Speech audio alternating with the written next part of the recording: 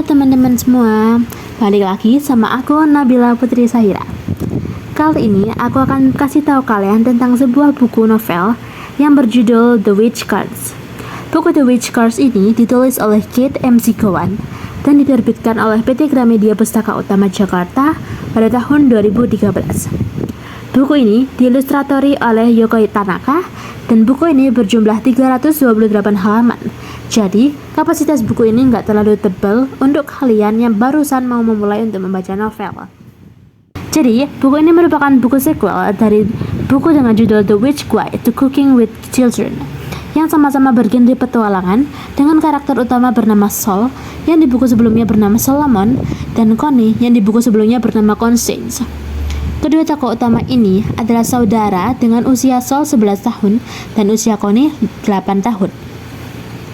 Buku ini menceritakan perjalanan Sol dan Connie yang melarikan diri dari rumah karena adanya masalah. Mereka menuju ke rumah bibi jauh mereka. Dalam perjalanan menuju ke rumah bibi, mereka menumpang pada sebuah bus. Mereka berharap bus itu akan membawa mereka ke tempat yang aman. Namun kenyataannya, bus itu mogok dan justru membuat Sol dan Connie tersesat di lembah terkutuk yang konon dikuasai oleh penyihir jahat bernama Monique. Di awal cerita, penulis memberikan gambaran tentang visualisasi dari hutan terkutuk. Konon katanya, banyak anak-anak maupun orang dewasa yang tak pernah kembali setelah mereka masuk ke dalam hutan itu. Di sana, para pemburu dapat dengan mudah menangkap para hewan buruan.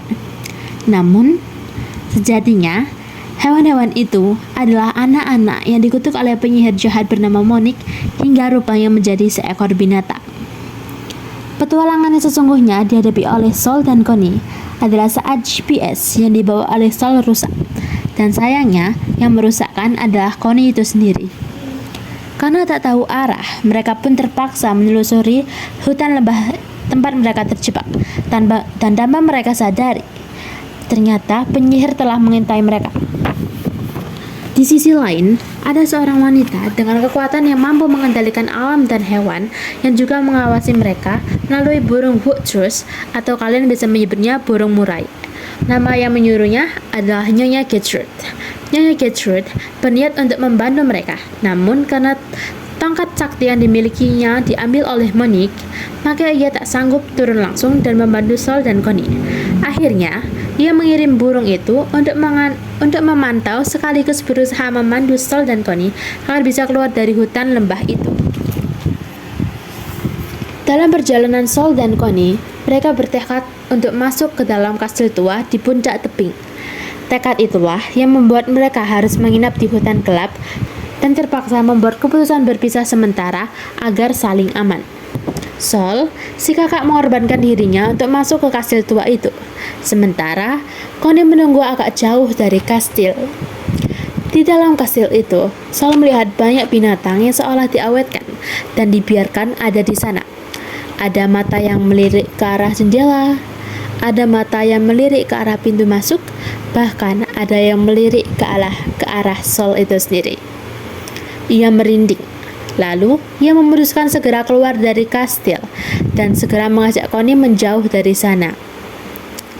Tak mudah untuk dikelabuhi, ternyata Monique si penyihir jahat telah menugaskan David Whitworth, seorang pemburu yang dikutuk untuk mengejar dan membunuh anak-anak yang telah dirubah menjadi binatang. Perjalanan Sol dan Connie mengalami banyak hambatan. Salah satunya adalah mereka tanpa sengaja meminum air yang telah disihir oleh Monique, sehingga mereka secara perlahan mulai bertransformasi menjadi seekor hewan. Sol menjadi seekor kijang dan Connie menjadi seekor kelinci. Perubahan pada diri Sol dan Connie cukup berbeda. Sol lebih mudah bertransformasi menjadi kijang dibandingkan Connie yang transformasinya menjadi seekor kelinci cukuplah lambat. Lambatnya transformasi Connie inilah yang menjadi kunci emas dalam upaya penyelamatan diri Sol dan Connie. Connie yang lebih dominan insting manusianya membuatnya bisa menghindari David si pemburu. Pada akhirnya, Connie bekerja sama dengan woodthrush atau burung murai yang ditugaskan oleh Nyonya Gertrude dengan cara memanggil anak-anak yang telah dikutuk. Connie bersama anak-anak yang telah dikutuk melawan sihir Monique dan menawar kutukan yang disebabkan oleh Monique. Tapi aku ada sedikit saran nih buat novelnya. Kalau menurut aku, novel ini adalah novel sequel. Jadi kalau kalian nggak baca novelnya dari awal, dari buku yang sebelumnya, mungkin kalian akan bingung di beberapa part, kok bisa ya tiba-tiba si Sol dan Con ini menjauh dari rumah, tiba-tiba mereka punya riwayat pernah mengalahkan penyihir. Jadi kalian akan lebih paham lagi kalau kalian baca buku sebelumnya. Tapi dengan baca buku yang ini aja, kalian sebenarnya udah bisa ngerti, karena di buku ini juga sudah menjelaskan kenapa kok tiba-tiba mereka bisa melawan si penyihir jahat bernama Halandiri.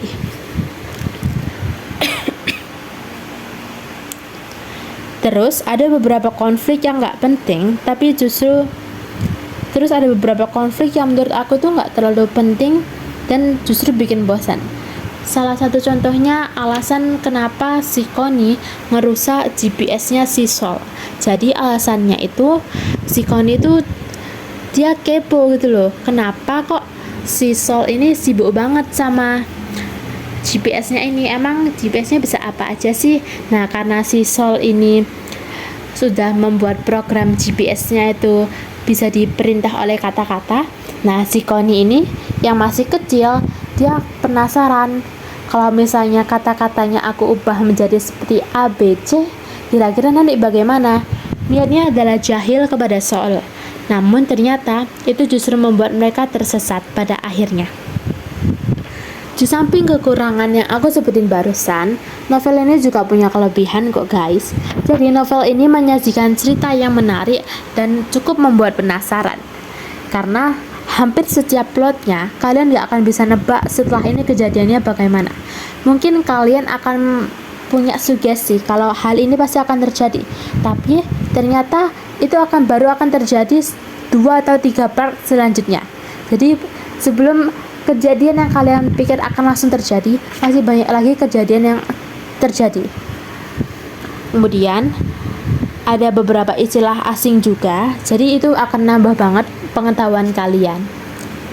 Yang selanjutnya, penggambaran tokoh penyihirnya itu benar-benar sesuai sama imajinasi pembaca. Kalau menurut aku, penyihir itu kan identik sama yang namanya buruk rupa, yang jelek, pokoknya segala sesuatu yang jelek kan.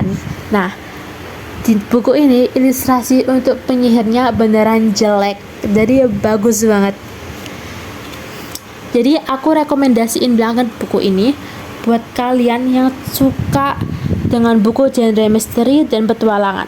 Ini bakal jadi buku yang super asik kalau kalian suka baca buku yang konfliknya padat, tapi setiap konflik selalu ada hal baru yang terungkap.